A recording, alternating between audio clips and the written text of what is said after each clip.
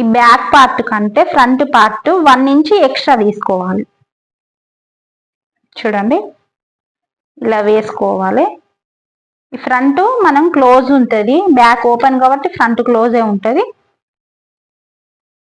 ఇప్పుడు ఈ back part కంటే మనం ఫ్రంట్ పార్ట్ 1 ఇంచ్ ఎక్కువ తీసుకోవాలి. ఎవరికి కానీ ఇలా 1 ఇంచ్ ఎక్స్ట్రా తీసుకోవాలి. తీసుకున్న తర్వాత ఇక్కడ చూడండి, ఇక్కడ నెక్ దగ్గర ఇక్కడ మనకు బ్యాక్ పార్ట్ అంటే ఓకే, ఫ్రంట్ పార్ట్ లో మనకు ముందట ఇలా లూజ్ వచ్చేస్తుంది నెక్ దగ్గర.